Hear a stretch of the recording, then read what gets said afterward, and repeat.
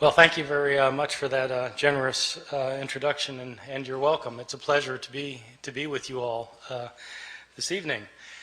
So, as Bob was pointing out, I teach at the University of North Carolina at Chapel Hill, which, as you all know, is in it's the buckle of the Bible Belt. Which creates certain interesting moments in teaching historical approaches toward early Christianity and the New Testament. This last year I was teaching my course on the New Testament, so I had a class of about 360 students in it, and I decided to do something this last year that I had never done before. I began my class by asking students the following question. I said, how many of you in here would agree with the proposition that the Bible is the inspired Word of God? Boom! The entire room raises its hand. All right, good, great. Now, how many of you have read the Da Vinci Code, I asked? Boom! The entire room raises its hand. Oh, good, okay. Now, how many of you have read the entire Bible? Scattered hands. I said, all right.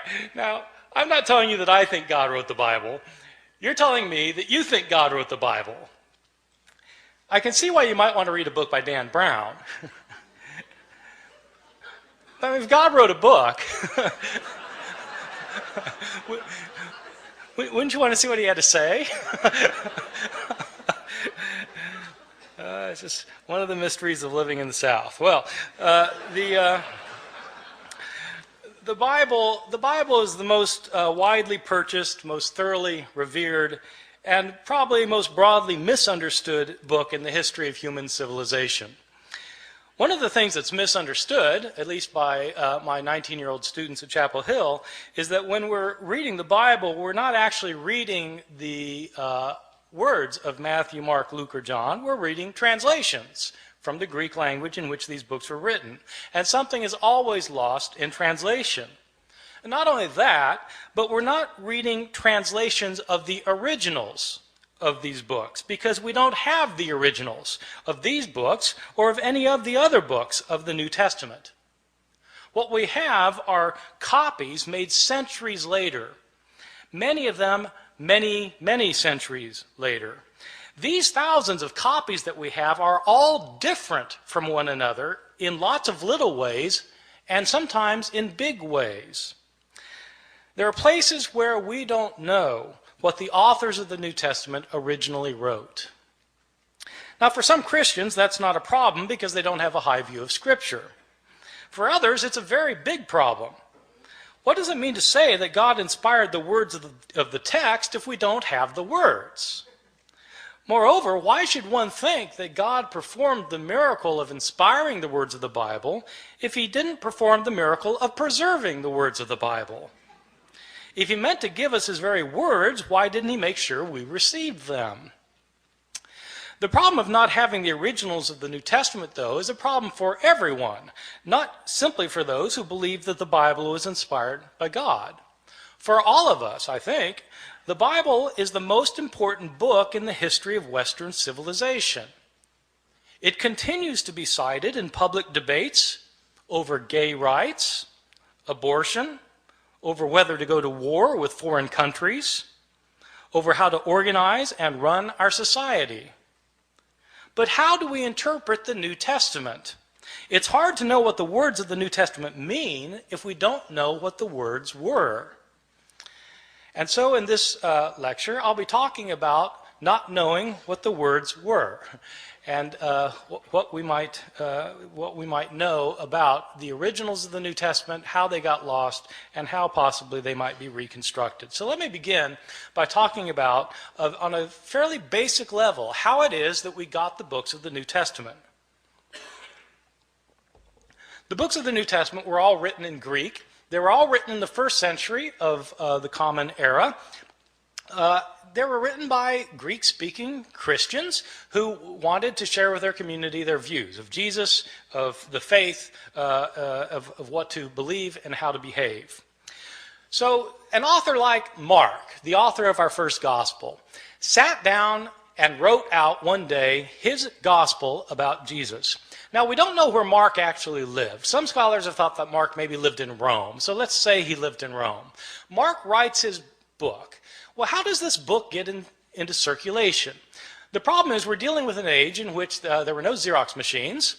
There wasn't desktop publishing yet, no PDF files. In fact, there wasn't carbon paper. How did people get copies of books? Well, in the ancient world, the only way to get a copy of a book was to copy it by hand. One page, one sentence, one word, one letter at a time. Mark makes his book, and somebody in his community wants another copy of it. And so that person either makes a copy himself or has somebody else make a copy for him. Now, part of the problem is that in the ancient world, at this time period in the Roman Empire, probably something like 90% of the population was illiterate, couldn't read or write. So not anybody could just make a copy.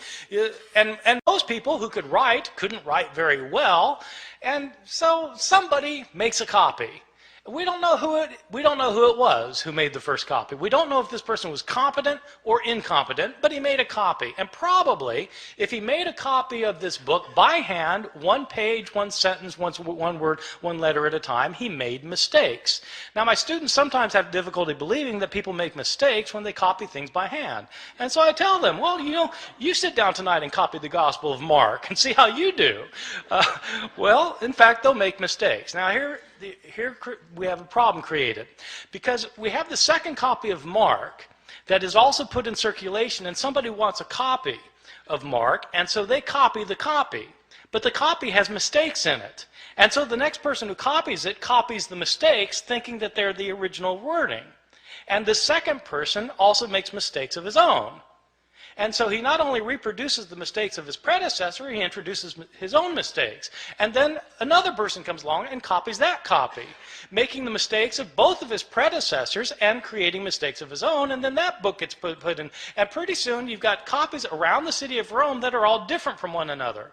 Now, a visitor comes to Rome from Ephesus, and they have a church back in Ephesus too, and they want a copy of this gospel, and so he takes a copy, makes a copy, takes it back to Ephesus. And then that copy gets copied, and that copy gets copied, and that copy gets copied. Then somebody comes from Smyrna, and they want a copy. And so it goes for year after year after year. We don't have a copy of Mark until around the year 200. About 150 years after Mark was originally written. So not only do we not have the originals, we don't have the first copies, or the copies of the copies, or the copies of the copies of the copies of the copies, etc., etc. Mistakes were made en route, and these mistakes were replicated. Now, the only way a mistake gets corrected is if you're copying a copy of Mark, and you come across a sentence that you're pretty sure is wrong because it doesn't make sense, and you try and correct it. And so you correct it to say something other than what it says. The problem is there's no guarantee that you will correct the mistake correctly, right? You might correct the mistake incorrectly, in which case you've got three forms of the text: the original text, the mistake, and the mistaken correction of the mistake. And so it goes on for year after year, decade after decade. The originals end up getting lost. They get lost. They're either worn out of existence, or people figure, well, we don't need this. I've got a brand new copy of it, and so they throw it away. And all of the books of the New Testament, all 27 books, experience the same fate. And so that is the situation we're dealing with. This is not a situation that's unique to the New Testament. This is a situation that we find for every book from the ancient world. Every ancient book has this problem. The problem's exacerbated with the New Testament simply because the New Testament has come to be revered as Scripture, and also because, as it turns out, we have more copies of the New Testament than of any other book from the ancient world. That would seem like a good thing, but it also means that we have more mistakes for the New Testament than for any other book. And so the abundance of evidence we have creates an abundance of problems. Let me talk about the surviving copies that we do have. First, give you a sense of the numbers of books that we're talking about. New Testament was originally written in Greek, and at last count we had over 5,700 copies of the New Testament in the Greek language in which it was originally written. Now, when I say we have 5,700 copies, I don't mean that we have complete copies of all the books from beginning to end. What I mean is we have either complete copies or fragmentary copies. Some of these fragmentary copies are very small little fragments found in trash heaps in Egypt where the rest of the book was destroyed, and we just have a little scrap. So we have from little scraps to enormous tomes that are in medieval libraries. We have 5,700 copies in Greek, and we have copies in other languages, because as Christianity spread throughout the Roman Empire, people translated the New Testament into other languages, such as Latin. We have something like 10,000 copies of the Bible in the New Testament in Latin, in Coptic, the ancient Egyptian language, in Syriac, in Georgian, in Armenian, in Old Church Slavonic, etc., etc. We have all sorts of copies in all sorts of languages. These copies can be compared with one another, and when you compare these copies with one another, there are lots of mistakes in them, because no two of these copies are exactly alike in their wording.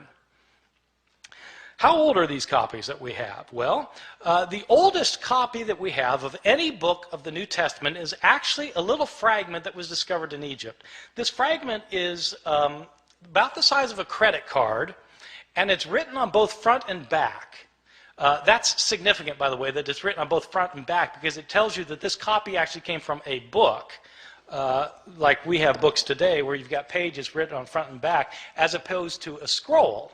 Christians early on preferred writing their scriptures in books rather than in scrolls. That made these books different from other books throughout the Roman world. This little credit card sized scrap that we have is called P52.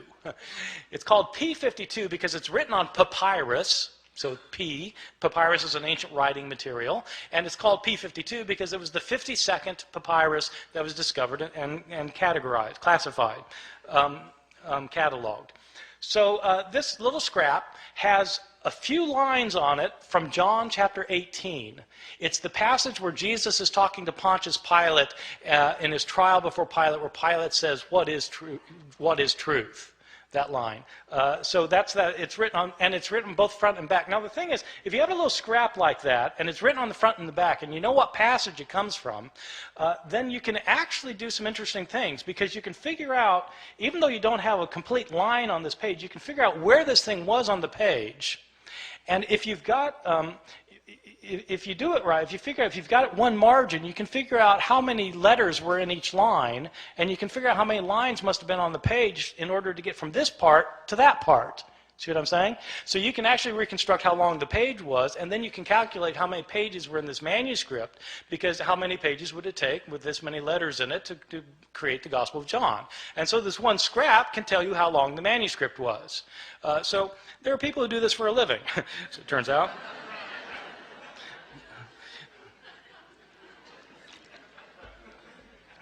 So this is the oldest scrap. How old is it?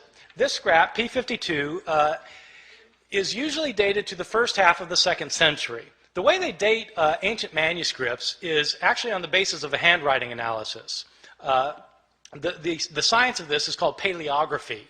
Paleo meaning ancient, graphy meaning writing, ancient writing. So the study of ancient writing is called paleography, and there are scholars who are paleographers who can date manuscripts within about 50 years of their production.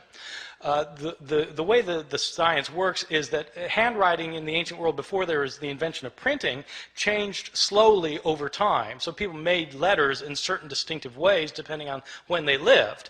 And so if you are familiar with how handwriting was in different periods of history, then you can determine when a manuscript was written. That's the science of paleography. And a good paleographer can get within about 50 years. So this thing, and you need a 50-year gap, because some scribe who's copying a manuscript when he's 70 probably is writing the same way he did when he learned how to write when he was 20. And so you need a 50-year gap. So this thing is dated to around 125 plus or minus 25 years. Well, that's pretty early. This is from the Gospel of John. This little piece was probably written about 30 or 40 years after John itself had been produced. So that's pretty good. We don't get a complete copy of the Gospel of John until, again, around the year 200. But we do have this little scrap. Most of the manuscripts we have are not anywhere near this early, though. We start getting full manuscripts at the beginning of the 3rd century, around the year 200, 150, 170 years after Jesus' death. These are about 120 years after most of these books had been written. And we don't start getting numerous manuscripts until the 7th, 8th, or 9th centuries. And then we start getting lots of them, because then you've got monasteries where monks are spending their days copying manuscripts, and we have a lot of their manuscripts. And so 5,700 manuscripts, some of them going back into the 2nd century, none of them being the originals, or within even within a few years of the originals. So with all of these differences, with all of these manuscripts, how many differences are there? Throughout the Middle Ages, it appears that the scholars didn't realize that there was a problem of not having the original text, or very few scholars realized that this was a problem. Even the scribes copying the text, they sometimes would realize there were differences in the manuscripts they were copying, but they didn't make a very big deal about it. The first time somebody made a really big deal about this was exactly 300 years ago this year, in the year 1707. There was a scholar named John Mill at Oxford. I think he's unrelated to the Victorian John Stuart Mill. This John Mill was a scholar of the Bible, and he had spent 30 years looking at manuscripts of the New Testament. Now, this is obviously after the invention of printing, and printers have to decide what text they're going to print, and the problem is they've got manuscripts that have differences among them. And so how does a printer decide which manuscript to print? Well, it's a problem. That's when they started realizing that this was an issue. Well, John Mill wanted to produce a printed edition of the Greek New Testament. He spent 30 years looking at the manuscripts available to him. He had available to him 100 manuscripts, approximately 100 manuscripts. And he printed up his edition of the Greek New Testament, in which he'd give a verse, and then at the bottom of the page he would indicate the places where the manuscripts differed from one another for that verse. To the shock and dismay of many of his readers, when John Mill produced his edition of the Greek New Testament, it included an apparatus at the bottom of the page that cited 30,000 places where the manuscripts differed from one another. 30,000 places where there were manuscript variations among the manuscripts that he had discovered. And the striking thing is, John Mill didn't give all of the differences he found. He only cited the differences that he thought were significant. Some of his detractors claimed that John Mill was working to render the text of Scripture uncertain. His supporters pointed out that he didn't create these differences. He simply noticed that they exist. So what do we know today about the numbers of mistakes in our manuscripts? Well, Mill looked at 100 manuscripts, and now we have 5,700 manuscripts. Nobody knows how many differences there are among the manuscripts that we now have, because nobody yet, even with the development of computer technologies, nobody has been able to add up all of the differences. Sometimes scholars guess there may be a couple 100,000 differences. Some people say 300,000, some say 400,000. There are different guesses. The way I usually put it to my students is in comparative terms. There are more differences in our manuscripts than there are words in the New Testament. More differences in our manuscripts than there are words in the New Testament. Well, this obviously creates a problem. If you want to know what Mark actually said, and all you've got are copies of Mark that are hundreds of years later that have so many differences in them, how can you possibly reconstruct it? Well, that is a problem. Now, having said that we have these hundreds of thousands of differences, I want to emphasize a particular point, which is most of these differences that we have in our manuscripts are completely insignificant, unimportant, and don't matter for a thing. Many of these differences in the manuscripts are so unimportant that you can't replicate them in translation. Okay? In other words, like they changed the word order in Greek, where you would have to translate it the same way no matter what the Greek word order is. So, I mean, it doesn't really matter very much. By far, the vast majority of these hundreds of thousands of differences are significant for nothing more than showing that scribes in antiquity could spell no better than my students can today. And scribes, of course, didn't have spell check. Scribes, in fact, didn't even have dictionaries. And many scribes didn't care how they spelled anything. Sometimes you'll be reading a manuscript and there'll be the same word that occurs, say, 3 times within a couple of lines, and the scribe will spell the same word 3 different ways. He just doesn't care how the word is spelled. Well, so, you've got lots and lots of those kinds of changes, and what do they matter for? They don't matter at all. So, having said there are all these hundreds of thousands of differences, I want to stress that most of them don't matter for very much. Some of these changes, the ones that don't matter, basically are accidental mistakes. Scribes were sometimes tired or sleepy, sometimes they were distracted, sometimes they were inept or unqualified, and they made mistakes. They would leave out a word, they'd leave out a verse, sometimes they'd leave out a page. They just made mistakes sometimes. One of the common mistakes of scribes is actually kind of interesting. Sometimes, in the New Testament, you'll have a saying where you'll have 2 lines that end with the same words. Like Jesus in Luke chapter 12 says that whoever confesses me before people will be confessed before the angels of heaven, and whoever denies me before people will be denied before the angels of heaven. So you've got 2 lines that end with the words before the angels of heaven. And what scribes sometimes would do is they'd copy down the words before the angels of heaven on the first occurrence, and then they'd copy it down, then their eye would go back to the page, and their eye would alight on the second occurrence of the same words. Thinking that that's what they had just copied, they'd go then to the next line and start copying there, and as a result, they would leave out the intervening line. See how that works? That kind of phenomenon is where your eye skips from one line to another. It's called parablepsis. Parablepsis. And when you have words that end a line in the same way, that's known as homoteleuton. So this kind of mistake is called parablepsis occasioned by homoteleuton. It's on my final exam at Chapel Hill. Probably the most egregious mistake in any manuscript of the New Testament, one of my favorites, is in a manuscript that's manuscript 109. It's 109 because it's written on parchment and animal skin instead of papyrus, and it's the 109th manuscript that was cataloged. This is a 10th century manuscript that was written by a scribe who wasn't paying attention, and this scribe was copying the Gospel of Luke. Now, the Gospel of Luke is one of the 2 Gospels in the New Testament that has a genealogy of Jesus. Genealogies usually aren't the favorite reading of my students at Chapel Hill. And I think probably it wasn't the favorite reading of this guy because he wasn't really paying attention to what he was doing. But, in Luke's genealogy is actually fairly interesting because in Matthew's the other gospel that gives a genealogy of Jesus, and it traces Jesus' line all the way back to Abraham, the father of the Jews, in Matthew. Luke doesn't stop there. Luke keeps going. Luke traces Jesus' genealogy all the way back to Adam, as in Adam and Eve. This is a fantastic genealogy. I've got an aunt who's a genealogist who's traced my family, back to the Mayflower. The Mayflower, Adam and Eve. So it's Jesus is supposedly the son of Joseph, who's the son of so and so, the son of so and so, the son of so and so, who's the son of David, son of Jesse, son of so and so. It goes all the way back. Isaac, son of Abraham, so back to Seth, son of Adam, who's the son of God. Okay, this genealogy goes all the way back.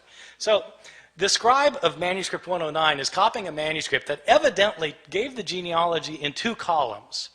2 columns. But the second column didn't go to the bottom of the page. It only went part way down, the second column. So the first column, second column, part way down. And the scribe apparently didn't realize that this genealogy was in 2 columns. And so he copied across the columns instead of copying one column then the other column, leading to some very interesting results. As it turns out, Adam isn't the first human being. There was a man named Phares, who's the father of the human race, and as it turns out, God is the son of Aram. So it happens. These kinds of mistakes are just pure accidental mistakes that scribes mess up in places.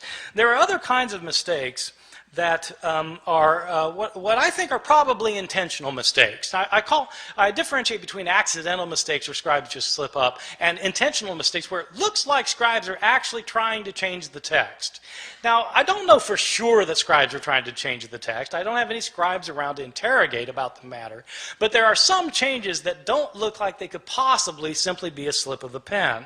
And there are others that are debatable, whether they were a slip of the pen or not. But let me give you a couple of examples, and you'll see that some of these look like scribes maybe wanted to change the text. I'll give you a couple for instances. In Mark chapter 1, the Gospel of Mark, we read at the very beginning that we read, as was written in Isaiah the prophet, behold, I send my messenger before your face to prepare your way for you. Okay, this is in Isaiah the prophet, behold, I send my messenger before you. This is a very interesting passage because the passage that's quoted is not Isaiah. When it says in Isaiah the prophet and then gives the quotation, the passage quoted is actually Exodus. So it's interesting that in the later manuscripts of Mark's gospel, the text is changed.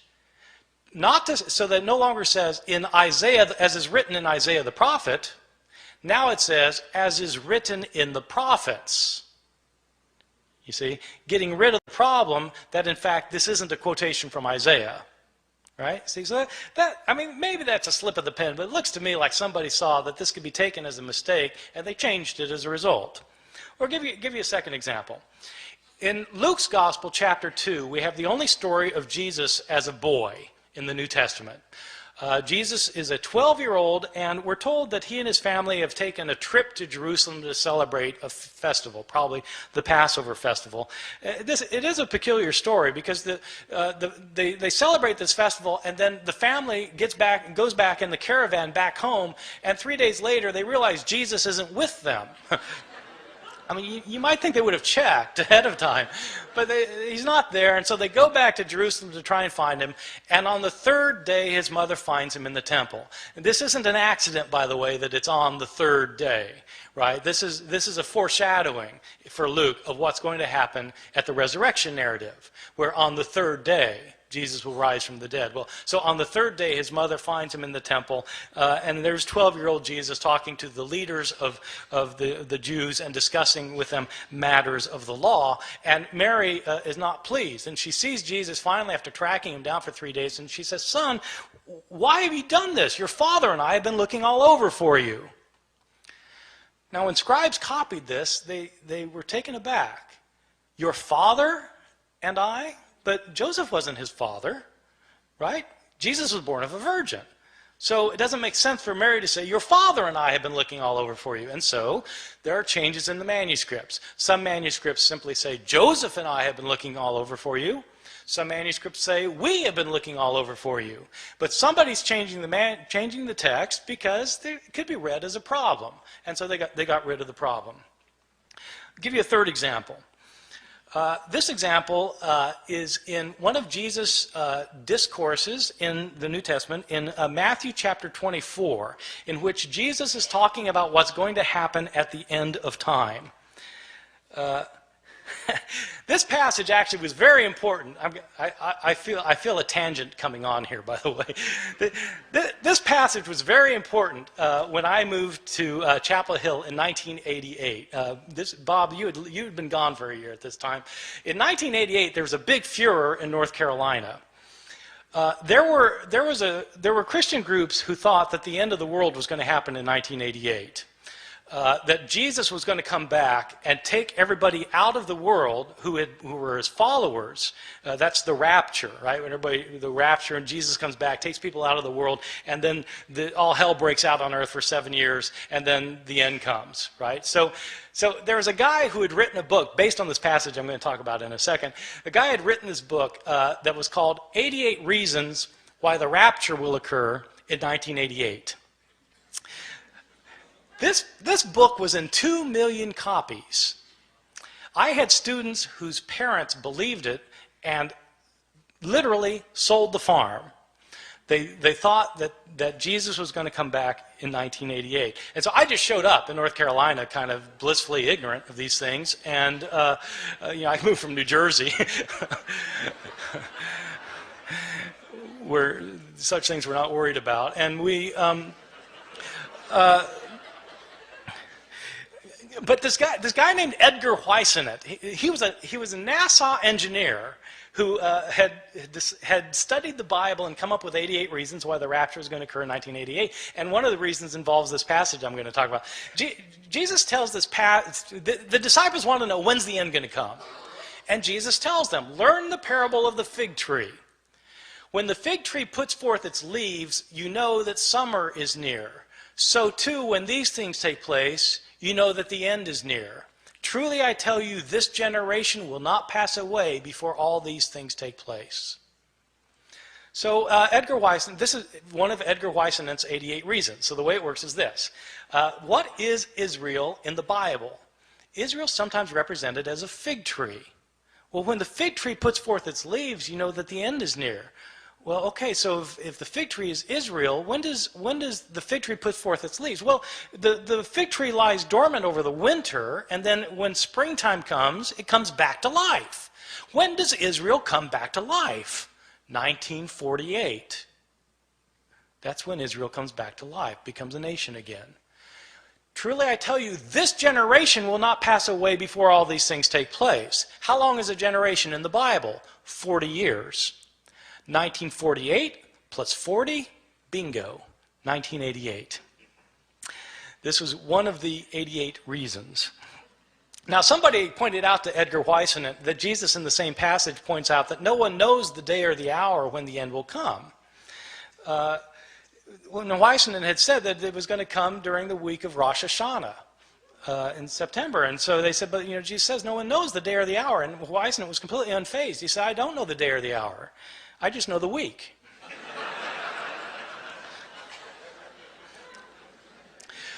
All right, so this passage actually throughout Christian history has been important because people have always been trying to figure out when the end's going to come.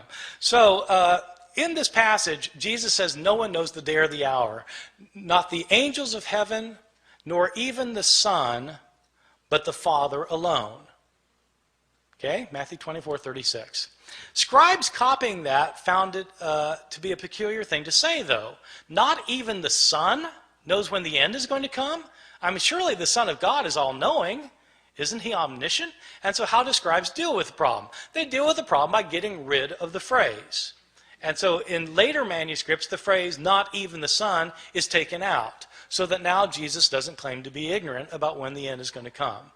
So that strikes me as probably an intentional sort of change. All right, so you get accidental changes and you get intentional changes. I want to talk about some of the big differences that you get in some of our manuscripts, just so you can get an idea of how significant this problem can be.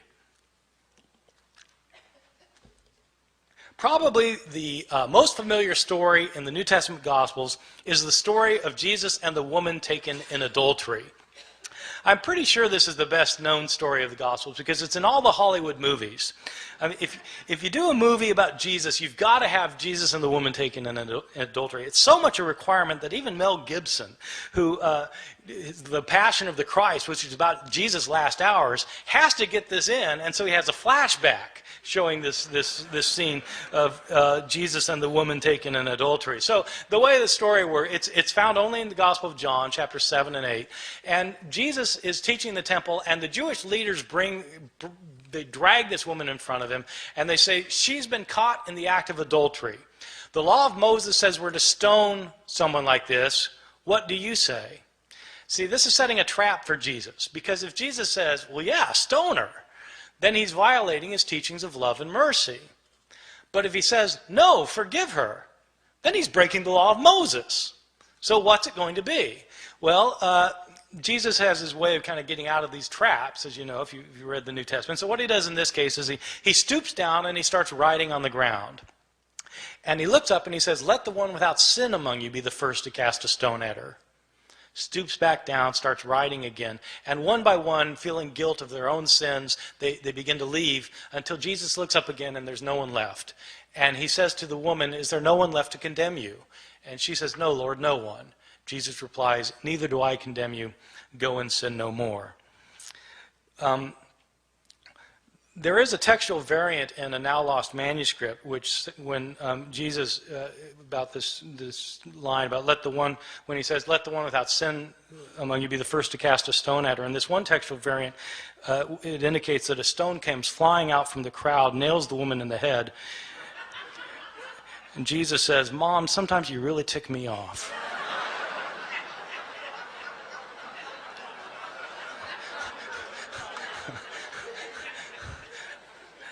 I made that up. This story, this beautiful story, this powerful story, which has two terrific lines from Jesus in it, this story was not originally in the Gospel of John. This is a story that was added to the Gospel of John by later scribes. How do I know that? We have a number of early manuscripts of the Gospel of John. This story is not found in any of our early or best manuscripts of the Gospel of John. The Greek authors who wrote commentaries on the Gospel of John over the centuries don't mention this story until the 10th century, 1,000 years after the days of Jesus. The writing style of this story, if you read it in Greek, the writing style is a completely different writing style from the writing style of the rest of the Gospel of John. As a result, scholars have known for years that this story did not originally belong in the Gospel of John. Well, why is it in our English Bibles then?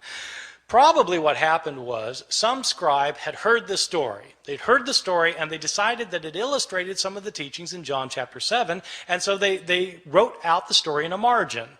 A second scribe came along, saw the story in the margin, and thought it belonged in the text, and then wrote his manuscript by putting the story in the text. Another scribe comes along and copies that manuscript, and that manuscript gets copied, and so on until it becomes part of the textual tradition. And it's these later manuscripts that were used by the translators of the King James Bible in 1611, so that the story came into English through the King James Bible. So this story, however, is not a story that was originally in the New Testament. So people sometimes ask me, well, are there any changes that are significant in the New Testament? Yeah, well, this strikes me as a rather significant change, that the story of the woman taken in adultery wasn't originally there. Or consider a second instance of another big difference, the Gospel of Mark. Mark is probably my favorite gospel because it's so subtle and understated in places, and it says things that you don't expect. And nowhere is this more true than in the ending of Mark's gospel. In Mark's gospel, Jesus is put on trial, and he's crucified, he's dead, he's buried, and on the third day, the women go to the tomb. The tomb is empty, and Jesus is not in it. There's some man in there. And the man tells the women that Jesus is not here, he's been raised from the dead. He tells the women, go tell the disciples that he will meet them in Galilee. And then it says the women fled from the tomb, and they didn't say anything to anyone, for they were afraid. Period. That's where it ends. That's the end of the Gospel of Mark. And you think, how could it end there? I mean, they're told to tell the disciples, but they don't tell anybody. Didn't the disciples ever learn? Didn't they go to Galilee? Didn't they see Jesus? How could that be the end of the story? And that's exactly the reaction the scribes had. They got to that ending, they said, how could it end there? And scribes then decided it couldn't add there, and so they added 12 verses.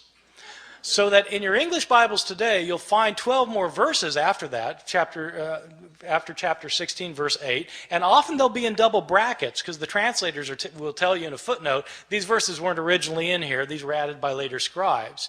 In these verses, in these added verses the scribes added later, but we know they're added later because they're not in the earliest and best manuscripts. The writing style is different from the rest of the Gospel of Mark, and in fact there are inconsistencies between this ending and the verses that precede it. So this is clearly an addition to the Gospel of Mark.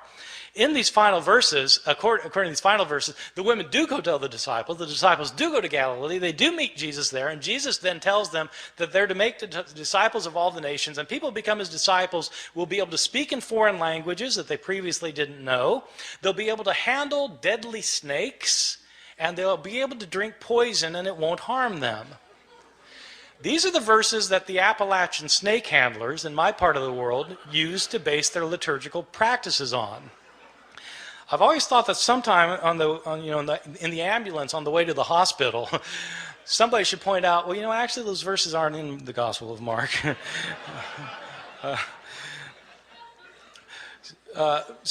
Mark actually ends with the women not saying anything to anyone, for they were afraid. Somebody added the last 12. Let me give you a couple more examples of some differences that strike me as big. One that I think is really quite interesting that scholars debate. The first two I gave you, scholars don't debate very much. Almost everybody agrees that they weren't originally there. But there's an interesting change in another story in Mark that there's a lot of debate about among scholars. It's a story in Mark chapter 1 where Jesus heals a leper. And the way the story works is that Jesus is walking along, and a leper comes up to him, and the leper says to him, this is a guy with leprosy, and he comes up to him and he says, Lord, if you're willing, you're able to cleanse me. And in most manuscripts it says that Jesus felt compassion for the man, and he reached out his hand and he said, I am willing, and he healed him. But in several ancient manuscripts it says something different. In these other manuscripts, instead of saying Jesus felt compassion for the man, it says, and Jesus got angry and reached out his hand and said, I am willing, be cleansed. Getting angry. Now, scholars have to debate which is the text that Mark originally wrote and which is the text that's been changed by a scribe. And one piece of logic that scholars have used over the years is this. Ask yourself, which text is a scribe more likely to have created out of the other? Is a scribe likely to have taken the text that says Jesus felt compassion and changed it to say Jesus got angry? Or is a scribe likely to have found the text that said Jesus got angry and to change it to say Jesus felt compassion? Well, if you put it like that, then, the latter's more likely something a scribe would have changed. And so this criterion ends up sounding kind of backwards, but the way the criterion works is that the reading that's the most difficult to understand is probably the original one. Okay? The more difficult reading is to be preferred. And so that's one reason for thinking that, in fact, this text originally said Jesus got angry, and there are actually a whole host of reasons for thinking that's what the text said. The next step, then, is to ask, well, what's he angry about? In other words, to try and figure out what the text means. But you can't know what the text means unless you know what the text says. You see? So you've got to establish the words first, and that's what people who are textual critics do. They try and decide what the words originally were. Let me give you one other example, and then I'm going to stop and take any questions that you have. There's another quite moving passage in the Gospel of Luke. Which is also well known. It's a scene in which Jesus is being crucified, and Luke is interesting in the scene of Jesus' crucifixion. Luke is interesting at the scene of the crucifixion because it's unlike what happens in Luke is unlike what happens in Mark's gospel, the story of the crucifixion. In Mark's, just to illustrate this for a second, in Mark's gospel, which is the first gospel, you have a very distinct portrayal of Jesus going to his crucifixion, a portrayal that is filled with pathos and agony. People don't realize this, that Mark's portrayal is very different from Luke's portrayal. And the reason they don't see that there are differences is because of the way that people read the Gospels. The way people typically read the Gospels, if they read the Gospels at all, but if they read the Gospels, the normal way of reading a Gospel is you start at the beginning and you read to the end. So, okay, you're going to read the Gospel. You start with Matthew. You start with the first verse, chapter 1, verse 1, and you start reading and you get to the end. You go from top to bottom. Then you read Mark. Start with the beginning, go to the end, top to bottom, and it sounds a lot like Matthew. Same stories, a lot of the same words, sounds very similar. Then you read Luke, top to bottom, sounds exactly the same. Not exactly, it's different, but it's basically the same thing. They sound alike. And then you read John, well, that's different, but, in essence, it's not that far off. So they all sound basically the same because you read them from top to bottom, or you read them vertically. The way to see differences in the Gospels is to read them not vertically, but to read them horizontally. Where you read a story in Matthew and you look at the same story in Mark and compare the two stories. When you do that, you start finding enormous differences. There are all these debates about whether there are discrepancies in the Bible. If you want to find discrepancies in the Bible, all you have to do is read the texts horizontally. I give this as an assignment to my students all the time. I give them I say, take the resurrection accounts. What really happened at the resurrection? Depends which author you read. And so I have them list what happens in Matthew, what happens in Mark, what happens in Luke, what happens in John, and compare the list. And it's actually quite striking when you do this with the resurrection narratives. Because, well, who is it that goes to the tomb? Is it Mary Magdalene by herself or Mary with other women? If other women, how many other women? And what are their names? It depends which gospel you read. What do they find there? Is the stone rolled away already or is it not rolled away already? Depends which gospel you read. Who do they see there? Do they see a man there as in Mark? Do they see two men there as in Luke? Or do they see an angel as in Matthew? Depends which gospel you read. What are they told? Are they told to tell the disciples to meet Jesus in Galilee, or are they told to tell the disciples to stay in Jerusalem? Do they go tell the disciples? It depends whether you read Mark or whether you read Matthew and Luke. If they do tell the disciples, what do the disciples do? Do they go to Galilee or do they stay in Jerusalem? It depends which gospel you read. I mean, you just go down the line, and it's different.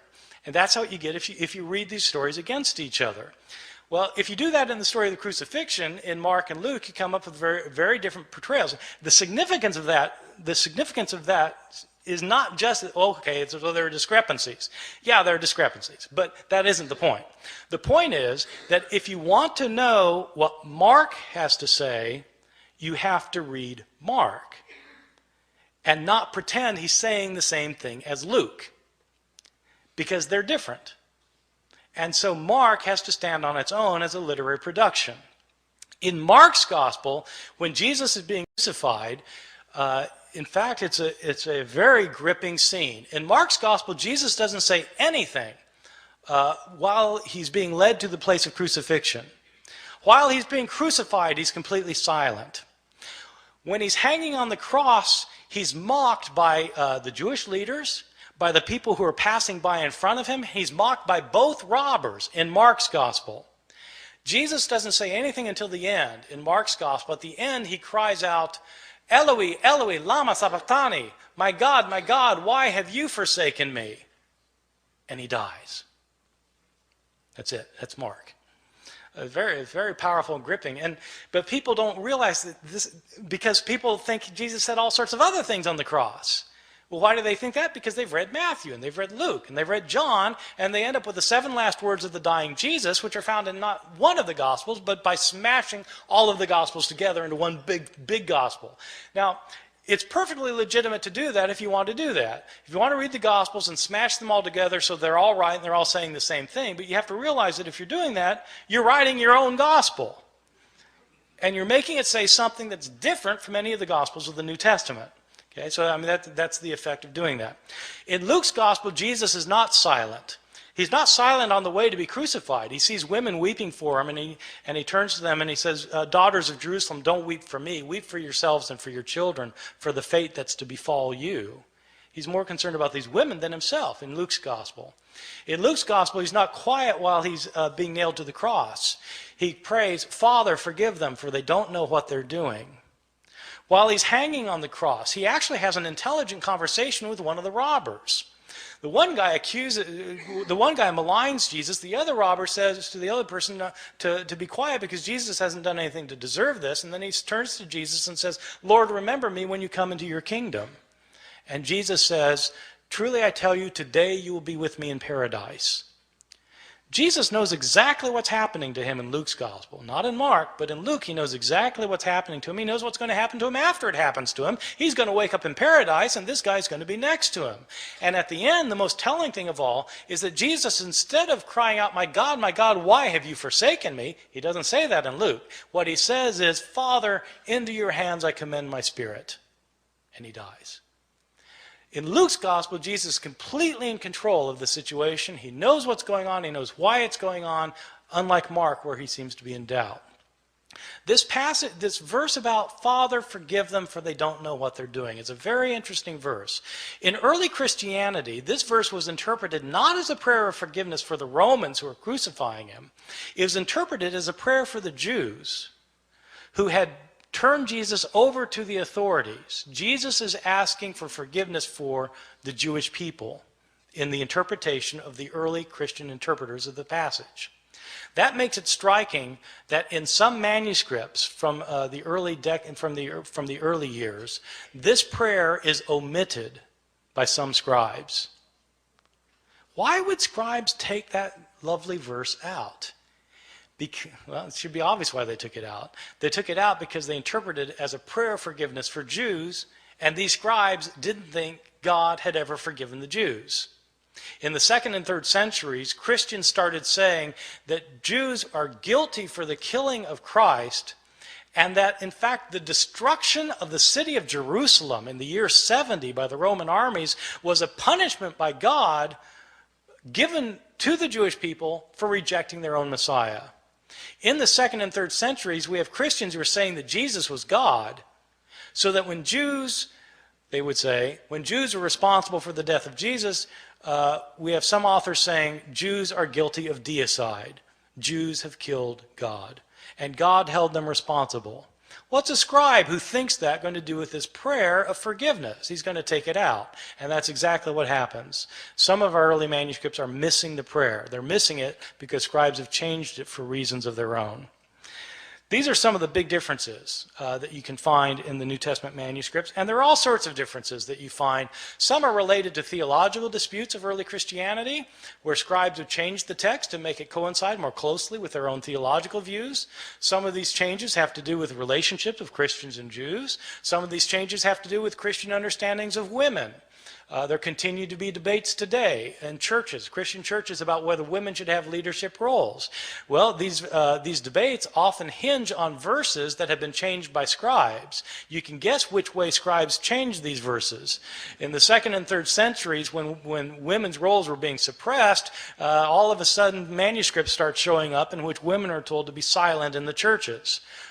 This is the sort of change that scribes made.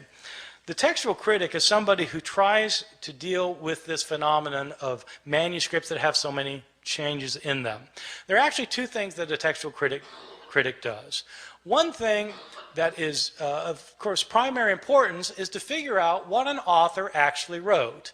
Because you can't interpret an author, whether you're talking about Plato or Aristophanes or Homer or Mark or Matthew or Luke or John. You can't interpret what an author said unless you can't interpret what he said unless you know what he said. You've got to have his words, and so textual critics try to reconstruct to the best of their ability what an author actually wrote. A textual critic also, though, is interested in knowing why the text got changed.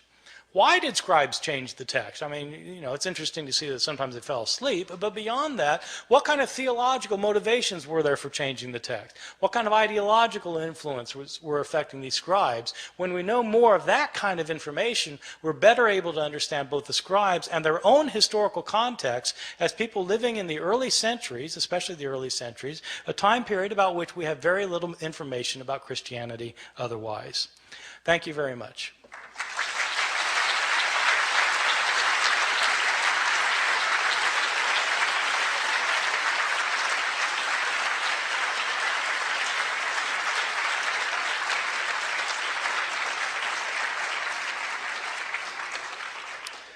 There are microphones on both sides, and I think we'll alternate. And can I just say that I will, if it doesn't sound like the question was loud enough, I'll repeat the question to make sure everybody heard it. So yes, start over here. Yes. Early in your conversation or in your presentation, you mentioned that the Bible is often used in social situations, and you mentioned in particularly abortion, war, and what was the other one? Gay rights. Have any of the differences that you have found or others have found affected how those concepts would be interpreted? Did you all hear that? Yeah. The kinds of social issues that are pressing for us today were not pressing to the scribes who were copying the texts. They simply had a whole different range of issues that they were far more concerned about. And so the passages that people leap on today to try and resolve certain kinds of issues simply didn't have that kind of importance to most of the scribes. So the answer is no. Most of those passages weren't affected. Yes? Are you familiar with the Book of Urantia? Every time I give a talk, I have people ask me to read it, but I have not yet done so. Well, it's an interesting read because often there's an expanded text on, might be one line in the New Testament, and in Urantia there might be 3 paragraphs. So Yes. I commend it to you. Okay, thank you. Yes. Your comments on 2 other books, one of them the Gospel of Judas and the other the Sword of Constantine. Also, I'm an Ehrman. Really? How do you spell it? Ehrman. Oh, okay. Go for it. Yeah, okay, he's asking about 2 of the books, the Gospel of Judas Iscariot. Yeah, actually, let me tell a story about the Gospel, because I was, when National Geographic was considering whether to finance the publication and dissemination of the Gospel of Judas, they called me and asked me if I would help them authenticate the manuscript. Which was my first indication that National Geographic absolutely had no clue what they were doing with this manuscript, because it's written in Coptic, which I can read Coptic, but I'm not a Coptic scholar, right? And so I told the woman who had called me, I said, well, look, you need a Coptologist to do this. She said, oh yeah, great, okay, what's a Coptologist? A Coptologist is an expert in Coptic language who can, and she said, well, what we really want to do is date this manuscript. And I said, oh, well, to date the manuscript, then you need to get a paleographer. She said, oh, okay, great, yeah. No. What's a paleographer? Yeah. So then she said, well, really what we really want to do is carbon-14 date the manuscript. Are you able to help us with the carbon-14 dating? So yeah, right. Every Friday night I carbon-14 date manuscripts. So, no, I can't help you with carbon-14 dating. You need a scientist for that. I said, look, I'll find you a Coptic paleographer and you find a scientist who can carbon-14. And they said, well, we want you to be involved with this though, because we want somebody who's interested in early Christianity and knows about Gospels that didn't make it in. I said, no, I'm happy to be involved. I said, but I said, where's the manuscript? She said, well, it's in Geneva. I said, okay, count me in. And so we went to Geneva. I have a friend, a guy named Stephen Emmel, teaches in Germany, who's a Coptic paleographer, and called him up. And I said, Stephen, I don't know if you've heard these rumors, but the Gospel of Judas has turned up. And Emmel says, yeah. He says, you know what? I think I saw it 20 years ago. I said, oh my God, you want to see it again? He said, yeah. I said, okay, let's go to Geneva. And so we did. So the Gospel of Judas is it's the most recent discovery of an early Christian text. It was actually discovered 30 years ago now, 1978. But it's a very long story. It was unknown basically to everybody until just 3 or 4 years ago, when it finally got into the hands of competent scholars and conservationists who could put it back together, because it was fragmented in 1,000 pieces. But it's a very interesting gospel because it's a gospel that is a Gnostic gospel that talks about how this world we live in is not the creation of the one true God, but is a creation of lower, inferior divinities. And the point of salvation is to escape this world. Okay, if you all know Gnosticism, I'm sorry, I'm taking a little longer on this than I should, but if you know the world of Gnosticism, the Gnostic Gospels, Gnostic Christians were people who felt like they were entrapped in their bodies in this world, that they were imprisoned in bodies, and that because the creator of this world wasn't the one true God, it was a lower divinity. So the way I illustrate this with my students is, how sometimes people feel like they're alienated in this world, like they look around, and they just don't feel like they belong here. They look around and this world just doesn't make sense to them. I felt this way till the last election, actually.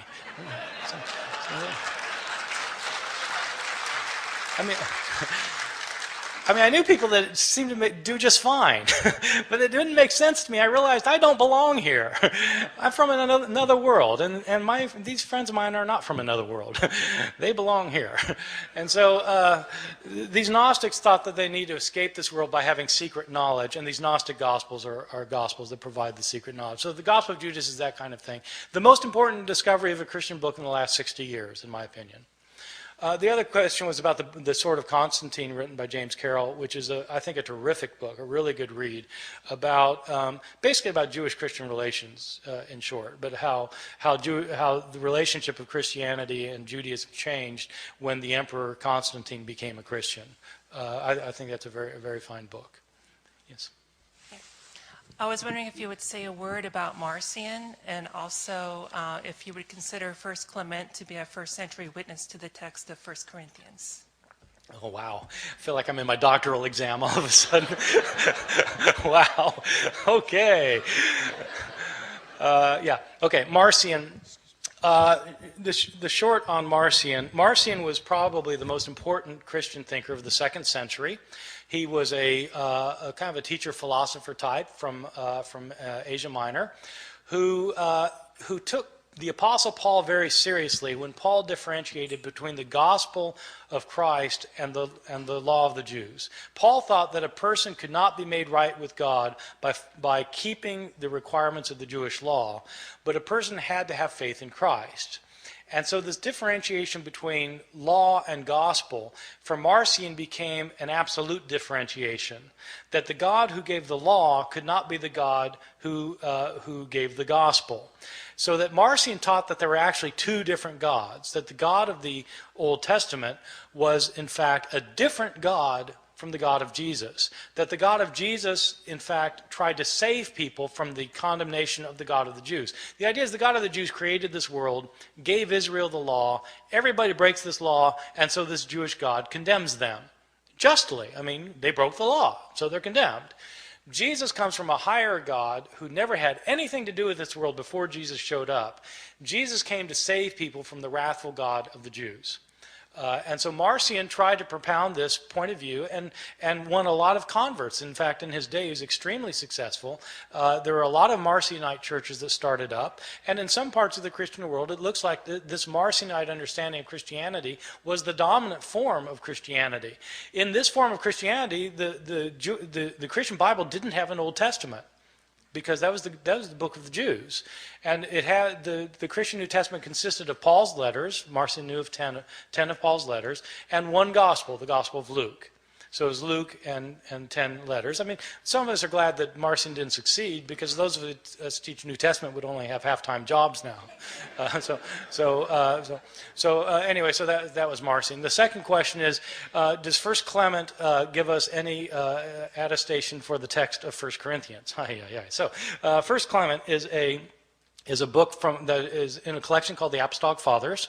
It was probably written in the mid-90s, and so it was actually written before some of the books of the New Testament. It was written to the church in Corinth by the Christians of Rome. And it was actually kind of an interesting situation that led to this letter. There apparently was some kind of ecclesiastical coup in Corinth, where the leaders of the church had been ousted somehow or other. We don't know how. And some other people had taken over, and the people in Rome didn't like it. And they tried to reverse this coup that had happened.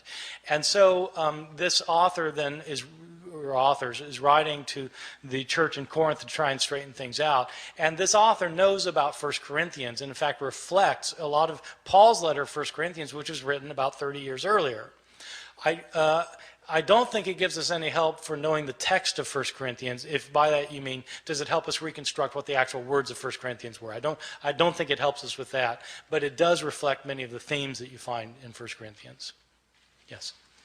With the possible exception of Matthew 24, where Jesus says, not even the Son knows, none of the textual examples that you've given tonight pose any problem for fundamental Christian doctrines. And I'm wondering if there are textual examples that are more threatening on that front. My second question is, to what extent were canon and textual problems discussed at Nicaea?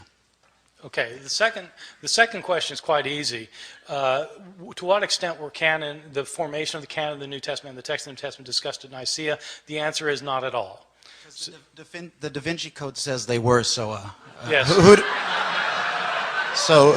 should I believe? Yes. Right. I think you need to trust Dan Brown.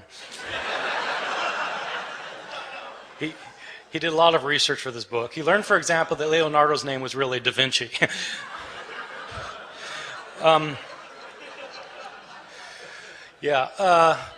Yeah, according to the Da Vinci Code, of course, the Council of Nicaea was where there was a vote on whether Jesus was the Son of God or not, and it was actually a close vote. And that is completely bogus. Everything he says about the Council of Nicaea is absolutely wrong. The Council of Nicaea didn't talk about the formation of the canon, which books would go in, which books would go out. Constantine had no role to play in that decision at all, nothing to do with it, so far as we know. So that's just... that's something he came up with. That is no bearing on historical reality, I think. Are there textual changes that affect Christian doctrine? Well, it kind of depends how you look at things. There certainly are passages that affect Christian doctrine. There are passages in which Scribes changed passages to emphasize that Jesus was divine. They changed other passages to emphasize that he was human. And so they wanted to emphasize that he was both human and divine. And so they changed passages so that it would look that way. One passage in particular is kind of interesting that is directly related to Christian doctrine, is that the doctrine of the Trinity is not explicitly taught in any passage of the Bible. In other words, the doctrine that there are three gods... Sorry. Dan Brown speaking once more. The doctrine that there's one God manifest in three persons, that these three persons are each individually completely God, but there's only one God. Not three gods, but one God, but not one person, three persons. So the three in one. This is not taught in any passage of the Bible except 1 John chapter 5, verses 7 and 8, in which the author says that there are three witnesses in heaven, the Father, the Word, and the Holy Spirit, and these three are one. That's a pretty explicit statement about the Trinity. Now, there's an interesting story about this passage because it doesn't show up in the Greek manuscripts of 1 John. It's in the Latin manuscripts of 1 John. When the first scholar to put together a printed Greek New Testament produced his work, this was Erasmus, who was a humanist from Rotterdam. In the year 1516, he put together for the first time the printed edition of the Greek New Testament. He didn't include the verse, because it wasn't in the manuscripts that he had. And the Latin theologians went ballistic. And according to the story that circulated, Erasmus said, look, it's not in any of the Greek manuscripts. And they said, yes, but it's part of the church's doctrine. You've gotten rid of the Trinity. And Erasmus said, look, if you can produce a Greek manuscript that has it in it, I'll include it in my next edition. And so they produced a Greek manuscript. And so they copied out a Greek, somebody copied out a Greek, and when they got to that point, they translated the Latin back into Greek, stuck it in, and Erasmus was true to his word and included that in his next edition. And it was on the basis of that edition that the King James Bible translators put the Bible into English. So that's why the verse showed up in the King James translation. So yeah, that certainly affects doctrine. Now the thing is, you could argue the doctrine of the Trinity without that verse. You can argue theology without any particular verse, because theology is never just kind of rooted in a particular word or it's a bigger thing than all that. And so my view is that Christian doctrine isn't based on any of these textual variations. What happens, though, is these textual variations sometimes change the way what a verse means. Sometimes they affect what an entire chunk of a book means. Sometimes these textual changes affect the very meaning of an entire book. And that's theologically significant to me. Not that it necessarily changes anybody's precious doctrines or their chosen doctrines, but it does affect what the books of the Bible mean, and that's theologically significant, I think. Yes? Yes, I appreciated your lecture. I haven't read Misquoting Jesus, but I enjoyed your Da Vinci Code book last year. It was got me thinking. Seriously, I did like it a lot. A question I have regarding the attempts to harmonize the crucifixion accounts, whether they can be harmonized or not, concerns the logical approach that's appropriate to use, and this is what I'd ask your comment on. Aristotelian logic basically indicates that omission is not necessarily a contradiction.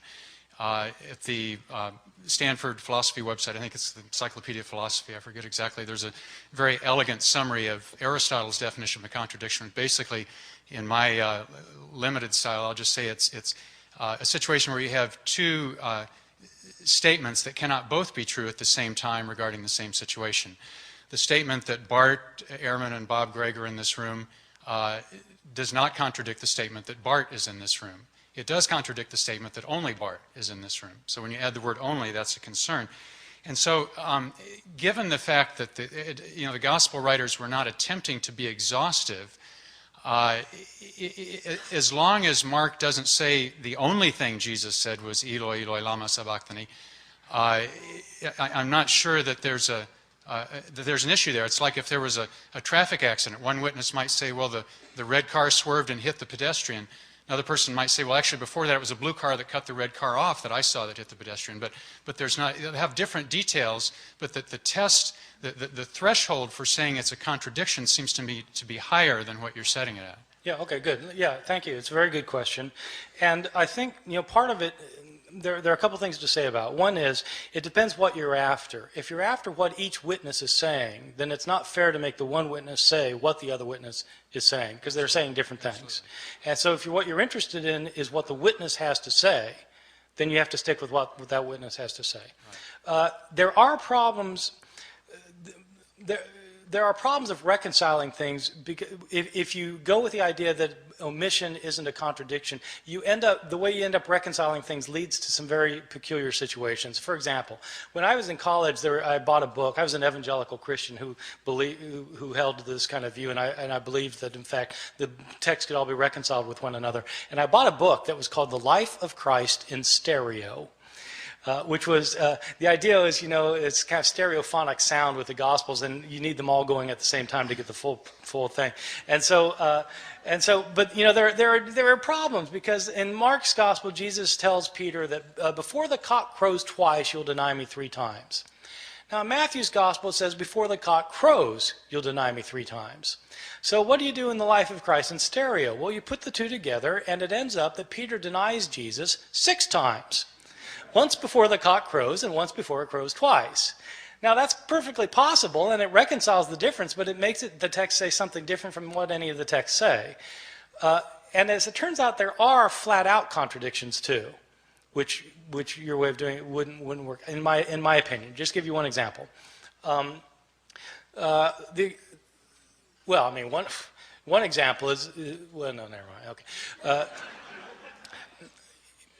What day did Jesus die on? Well, it depends which text you read. In Mark's Gospel, it's quite explicit that Jesus has a Passover meal with his disciples. Mark 14:12, where do you want us to prepare the Passover for you? Jesus tells them. They go home that night. They have the Passover meal. They eat the meal. After the meal, Jesus is arrested. He spends the night in jail. Next morning, appears before Pontius Pilate. Pontius Pilate kills him the morning after the Passover meal is eaten. You read the Gospel of John, and Jesus has a meal with his disciples. It's not called a Passover meal. He's arrested after the meal, spends the night in jail, shows up before Pontius Pilate, he's condemned, and it says that he is sent off to be crucified just after noon on the day of preparation for the Passover, which is the day before the Passover meal is eaten.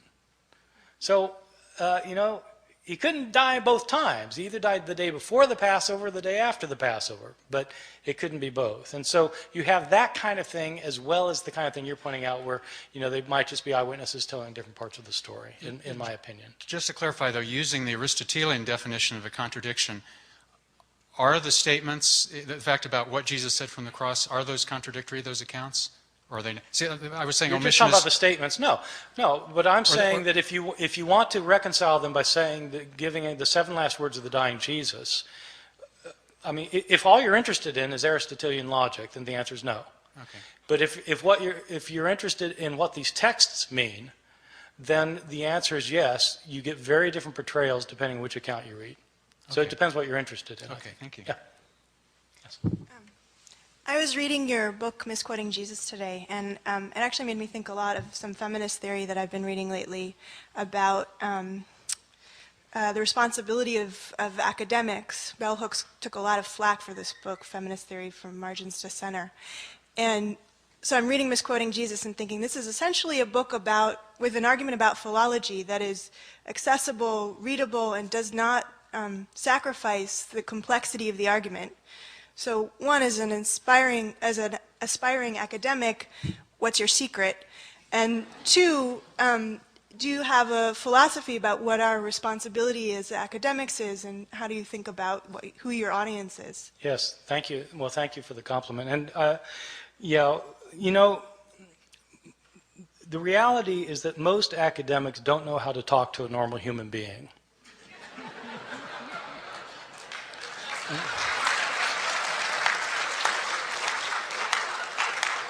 And so I have friends who want, they want to write a book that would sell in Barnes and Noble, and you have to tell them, you're not writing this for the guy who's in the office next door. You're writing this for your mother. You've got to think about, who you need to learn how to communicate with people. And so there's not an easy answer to that, but that was absolutely the challenge of this book. One thing people have gotten upset about, evangelical scholars have gotten upset about this book, is they say, well, this isn't news. We've known about this for hundreds of years, which is, of course, what I say in the book. We've known about this for hundreds of years. So I'm not trying to present something that is like radically new that scholars have never known before. Scholars have known this since John Mill in 1707. And so this is old news, but nobody's bothered to tell the general audience.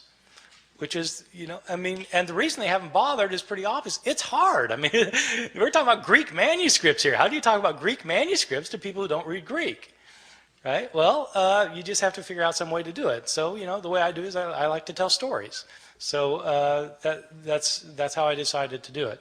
So I don't think there's a real secret other than just learning how to talk to people. So, yes. Actually, I have been reading the Bible for the last 5 years, and especially New Testament. There's one statement of Christ, be peace on him, which I want that you should explain it over. He says that I have been sent not to change the Torah. I have to come to fulfill it and act upon it in spirit and letter. And the only way to go to the heavens is if you follow Torah more than the rabbis. And then if you read Torah, there is no mention about Son, Father, Holy Ghost. So when were they created? If they were from the very beginning, why didn't any of the old prophets in the Old Testament mention about it? So I just want to get this clarified. Yes, thank you. Well, the passage you're quoting is from Matthew chapter 5, verse 17. It's distinctive to Matthew. Matthew's gospel is the one that emphasizes that Jesus' followers need to follow the Torah. It's interesting because the Apostle Paul says just the opposite. He says that a person can't be made right with God by following the Torah. And in Matthew, Jesus says his followers have to follow the Torah. And so that is an interesting issue. The question about what do you do about the fact that the Torah doesn't mention Father, Son, and Holy Spirit, of course, that's exercised theologians for centuries. Back when they were developing the doctrine of the Trinity, they had to deal with this. And they came up with solutions to that by modern standards, I think would be seen as creative. When God says, let us make man in our own image, who's he talking to? Right? Well, so there are passages that in the Torah that were used to support Christian theology, but of course other people might say, well, these are interpretations of the passage that aren't really the interpretations that they would have had for their first readers. Yes. Is there someone over here? Yeah. Yeah, can you talk just a little bit more about the relationship between these textual variants and different interpretations of the manuscripts with the actual process of canonization or deciding what should be put into the Christian canon, what should be omitted? The relationship between the changes in the manuscripts and what should go in and what should go out. Yeah, were there did that play into the debates of, this gospel should be left out because we have different copies that are saying different things, for instance? Yeah, actually, that particular issue didn't come up very much about, can this be in because this manuscript has been changed in so many ways. There are interesting questions about the relationship of text and canon, though. I mean, just on kind of the most basic level, if the woman taken in adultery isn't in the oldest manuscripts, but it's in most of the manuscripts from the Middle Ages, is it part of the Bible or not? Is it part of the canon? Or the last 12 verses of Mark. They're not in the earliest manuscripts of Mark, but they're in most of the manuscripts of Mark. So is it part of the Bible or not? And that really is a good question, and it's not a question that a historian can answer. It's a question that a theologian needs to answer, because it has to do not with historical fact, but with theological interpretation about the nature of Scripture. But it's really, I think it's a fundamental question for theologians, because if theology, if a biblical theology is rooted in the text, you have to know what the text is. Which is, for me, one of the reasons I've been surprised over the years that theologians show no interest in textual criticism at all, most of them. No knowledge of it, no interest in it. And it seems to me it's actually kind of important for biblical theologians anyway. So, I think you need to go to the mic if you have a question.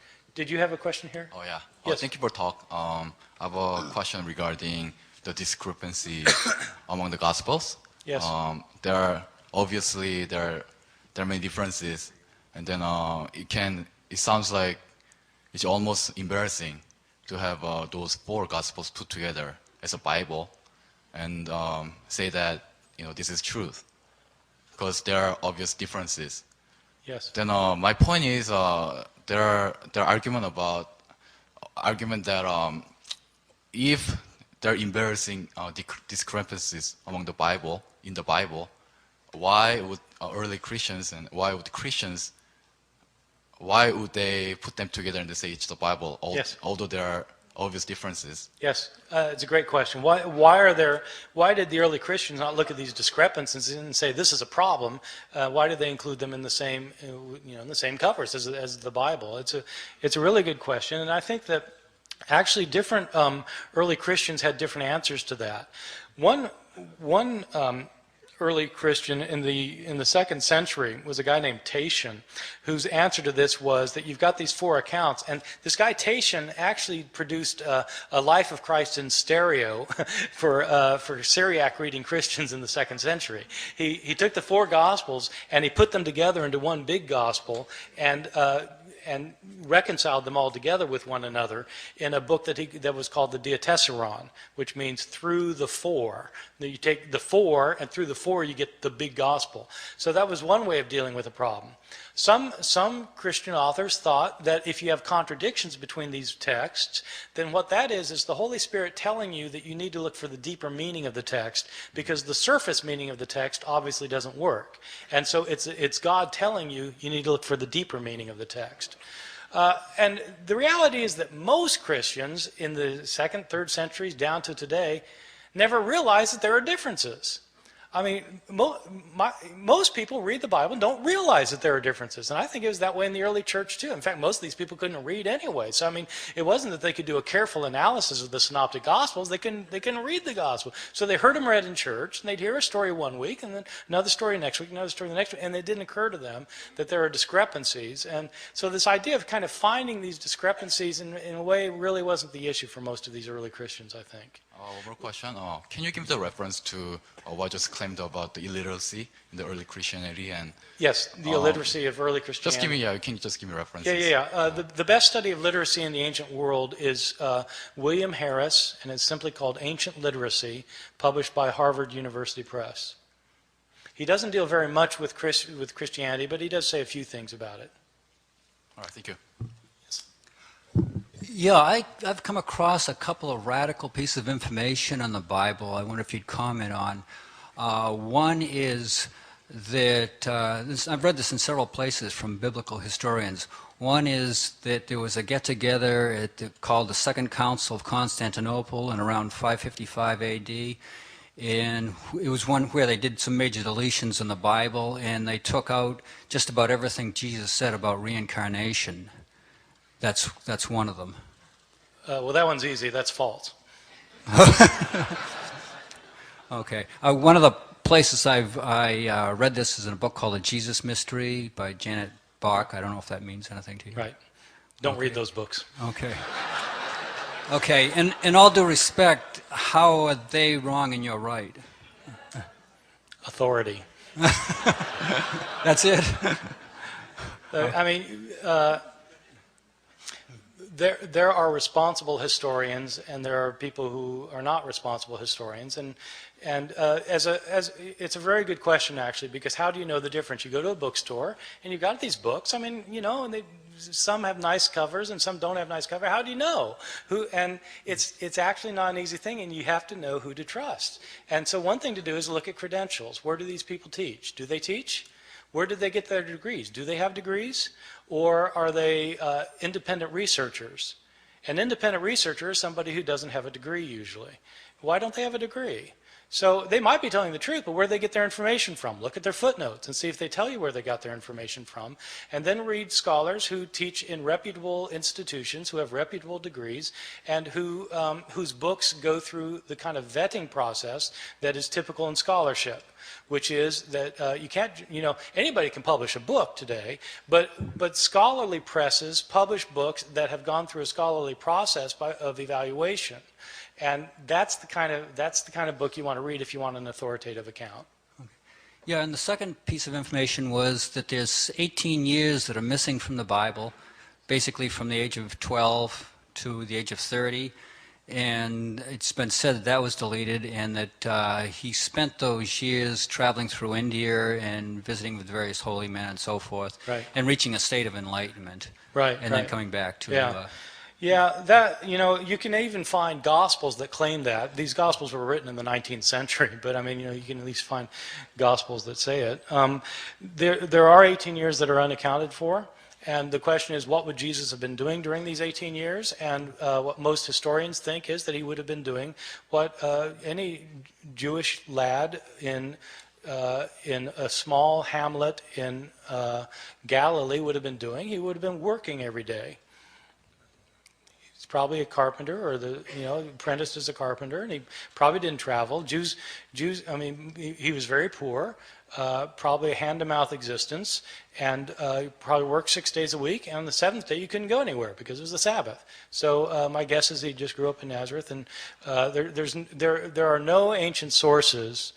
I mean, you asked me how do I know this? I've read all of the ancient sources. There are no ancient sources that say anything about Jesus going to India. Yeah, I just find, given the stature of this man, that the fact that there was zero written about him in those 18 years is very suspicious to me. I just think there must have been a deletion somewhere.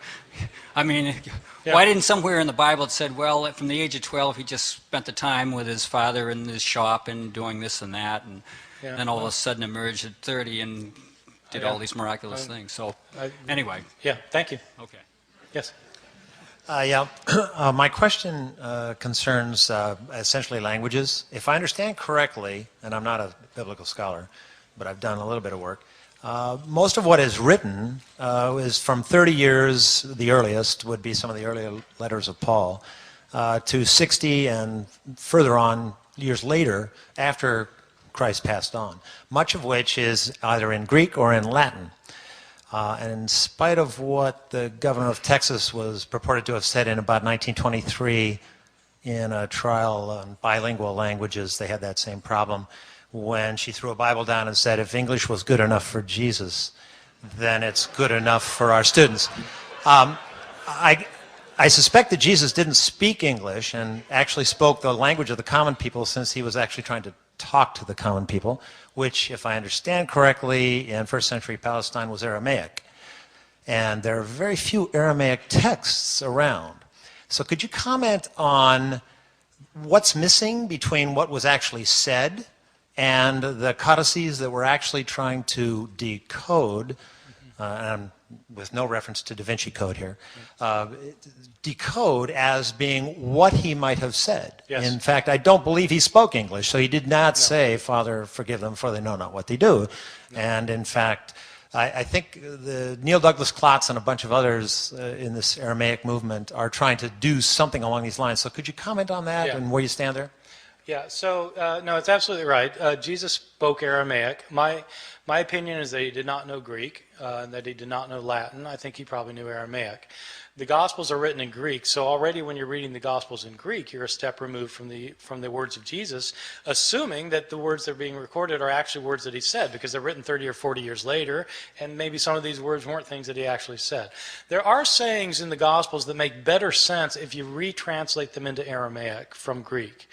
I mean, it's tricky to do. I mean, but it's fun too. So so give you an example. There's a saying that doesn't make very good sense in Mark chapter 2. I'll use the sexist phrasing of this because it's the one people are familiar with, and it's one that it's easier to make my point. Sabbath was made for man, not man for Sabbath. Therefore, the Son of Man is the Lord of the Sabbath. Okay, sounds like familiar, but it doesn't make any sense. Sabbath was made for man, not man for the Sabbath. Therefore, the Son of Man is the Lord of the Sabbath. What's the therefore?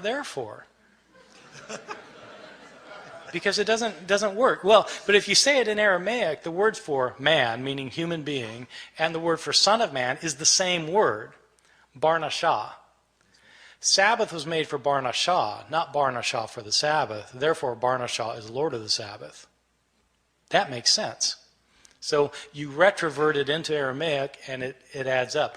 And there are other sayings, just as a side, so you need to do that, actually, if you're doing the historical Jesus study. The other side of that is, there are some things that cannot be retroverted back into Aramaic, which means Jesus probably didn't say them. Give you a famous example. Every World Series behind home plate, you get somebody holding up a sign, John 3:3, you must be born again. This is a very interesting passage that people holding these signs don't realize, the linguistic problems, which is this. When Jesus says this in the Gospel of John, he says, a person must be born anothen to see the kingdom of heaven. Anothen is a Greek word. Now, the word anothen is interesting because it actually has two meanings. It can mean from above, or it can mean a second time. Okay, it means both things. And you have to decide which it means depending on the context. Nicodemus misunderstands what Jesus says. Jesus is saying you have to be born from heaven to see the kingdom of heaven. And Nicodemus thinks, I've got to go crawl back into my mother's womb and be born a second time? And then Jesus corrects his mistake. No. And he tells him what he meant the first time. So the conversation hinges on the double entendre of this word anothen, the Greek word anothen. And you cannot reproduce the double entendre in Aramaic. So the conversation hinges on a particular Greek word that doesn't have a parallel in Aramaic, which means the conversation couldn't have happened like that. So. How about Hebrew? No Hebrew either. Yeah. But they weren't speaking Hebrew in Jesus' day. Jesus probably could read Hebrew, I think, but they weren't. It wasn't a spoken language in Palestine in his time. Yes. I have two questions. The first one is, how would you compare the copyists of the Sophorim copyists with those of the early Christians, which you've made a great point on? You're asking about Jewish scribes from the Middle Ages, you're asking about? No, those are Masoretes. I'm talking about the copyists in Ezra's time. Yeah. We don't know. I don't think we know. What a lot of people say when I give a talk on this about the New Testament is they point out that what they say is, well, Jewish practices were to copy everything meticulously, exactly, and they're usually thinking about the Masoretes. In the Middle Ages, there were Jewish practices that were extremely meticulous, but I don't think we know very much about copying practices in antiquity, especially in the Persian period, because we just don't have the kind of evidence we need. Thank you. The second question was, may I have your autograph? Yes, you may. I'm going to take one more question because this fellow, and then I'm going to stop. Yes.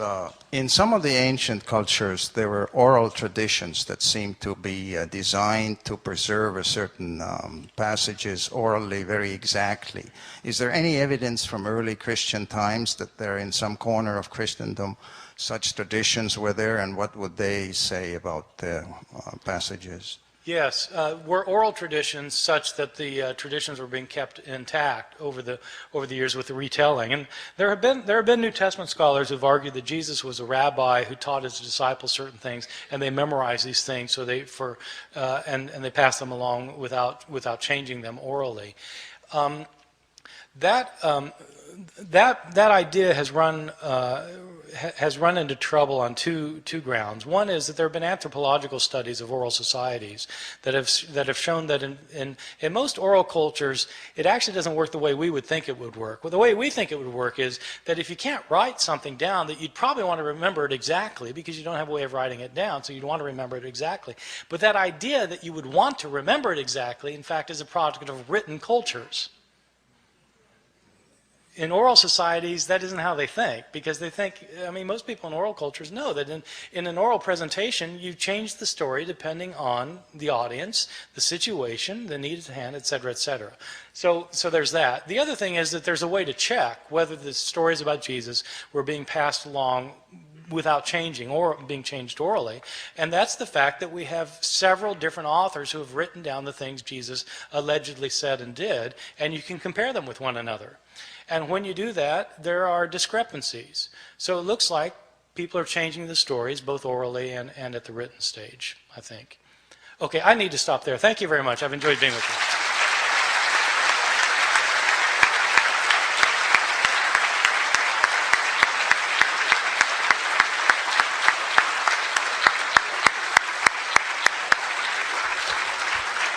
Thank you for an extraordinary evening. Thank you, Professor Ehrman, for bringing us scholarship that we haven't known for 300 years, as you point out, since 1707, both here tonight and in your books. And thank you all very much for your questions and for your participation this evening.